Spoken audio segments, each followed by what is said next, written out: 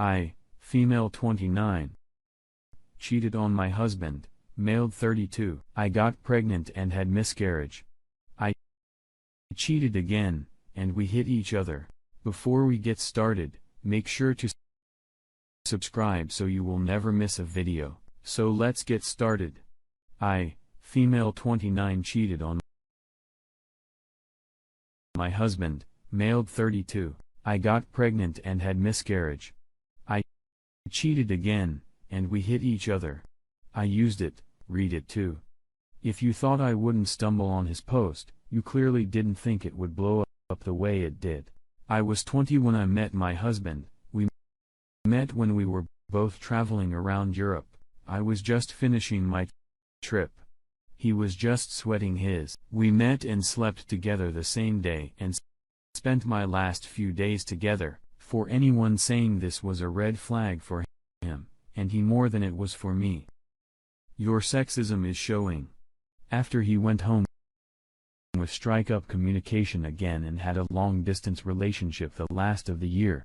During this time, we talk about previous relationships and why they failed. I told him my ex dumped me for kissing another girl. And at the time, I didn't think it was a big deal. But I had since realized that cheating is cheating, and it was wrong of me to do it. He moved to me as his work in freelance, and he can do it from anywhere. And I had spent the last year settling into a job I really liked. This was a suggestion. He makes more money than me and wanted to buy a house right away. I told him I would rather wait until we were married, who had discussed marriage of length, and it was we both wanted. And we would buy one together, but he said he didn't want to throw money away on rent. And when we got married, I signed a prenup. He would put my name under mortgage. The suggestion of a prenup was offensive, as he knew my family are well off, and I never cared about money, but I agreed. I also wanted to keep my own last name if we got married, and he said he wouldn't marry me if I didn't take his last name. This is also agreed to. He's fierce fair, and if I wanted to leave and raise kids near my family and not his, and I'd be the one to stay home when he worked when we had kids, which I wanted, that I had to make compromise too. I didn't think these were fair compromises, but I agreed. He won a house against my wishes, and then we got married, and to his credit, he put my name on a mortgage the following week, but it's all left a bitter taste in my mouth. For the most part, things were great. I had a good social life and was outgoing. He was more of a stay-at-home type. I had lots of friends. He was focused in work. We were different, but we made it work. One of them, the man I worked with, expressed an interest, even knowing I was married, and I told him no. I told my husband this, and he asked me to stop spending time with him outside work. I told him no, as I had already shot the other man down. This was a mistake on my part, and I admit it. When things were good, they were great. But also, had resentments about the decisions I'd been forced to make and felt less like an equal partner in the marriage. By the day, he bought a dog without my consent. When we were long distance, I told him I wanted the dog, but that I wanted to wait until we had kids so they could bond together. He claims I never mentioned this last part. He says I didn't. I say I did. He claimed it was a surprise for me and that I wasn't grateful for up a fuss. So the dog stayed. I've never been a great communicating and prefer my own space, so when things go bad. So instead of talking about these issues, I let them fester and spend more time with my friends, including the guy from work. My husband was overprotective and asked me to check in with him if I was out late and asked me not to stay out at night. Even when I was staying at a female friend's house, I am not the apron in this washing type of woman. I have always valued my freedom. These arguments drove a wedge between us, and I made a terrible decision. I was drunk and slept with a guy from the office. I came home after and slept in a couch and cried all night. My husband came down the next morning and attacked me for not coming home at a reasonable time. Said I was a mess because I slept in the clothes I went out and that I looked like a hooker. The other man, Greg, never said things like this to me. He enjoyed being social and dancing, all the other things my husband didn't. I was young and stupid and decided to keep seeing him. He was kind and decent, and the more time I spent with him, the more I wished I met him first. I found out I was pregnant.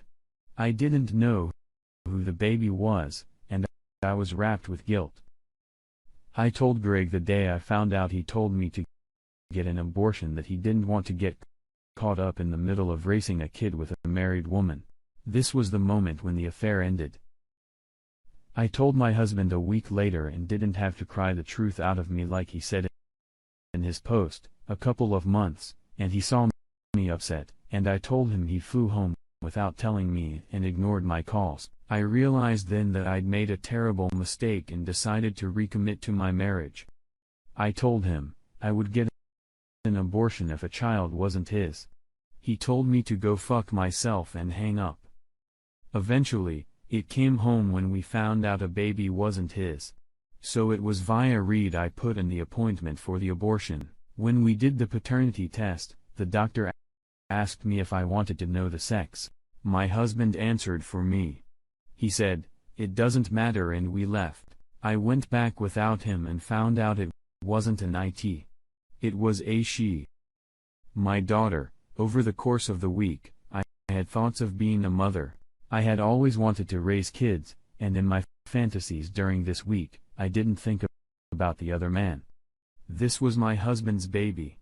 I have pictured 3 of us together as a family. It wasn't ideal, but there was no good reason I could think of what we couldn't make the best of a bad situation. I planned to tell him who the father really was. I was panicked and told him it was a one-time thing. Well, I was away for the weekend. And I quit my job. It wasn't perfect, but if he loved me, we could make it work. Life throws tests at us, and when I took my marriage vows, I realized, Justin, help, he would tell. The day of the appointment I begged him not to make me choose. I begged him to do one thing for me, not to commit to a lifetime of it. Not even to love the baby, just to do one thing for me. I begged him to try. I asked him to give it a chance. He told me he was filing for divorce. I need to make something clear. Yes. I made mistakes, but I love my husband. He was the great love of my life and still is.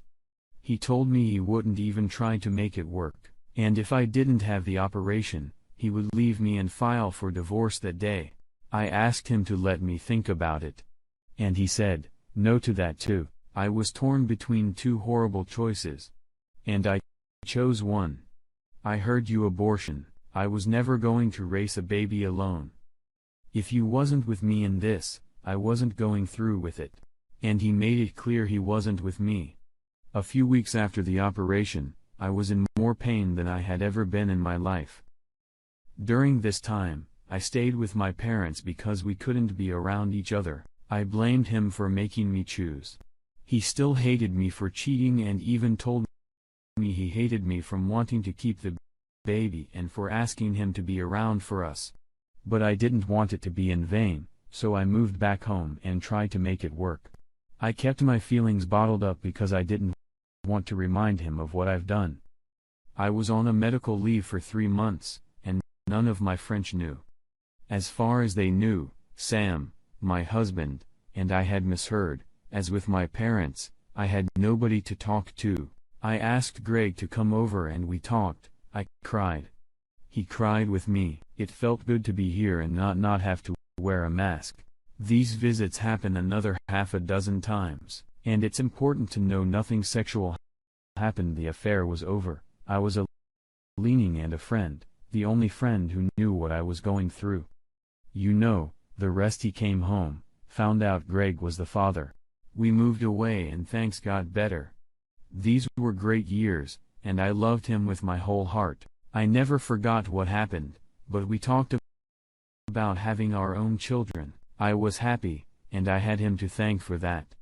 When I found out I couldn't help children anymore, I tried to tell him, but I remember the way he looked at me years ago when he found out the name she called me. I thought of how much you loved me, and I didn't want to ruin that by telling him I could never give him children because of my betrayal. I reached out to Greg.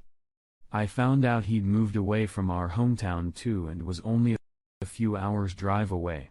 He's married now, but I wasn't looking to set anything back up.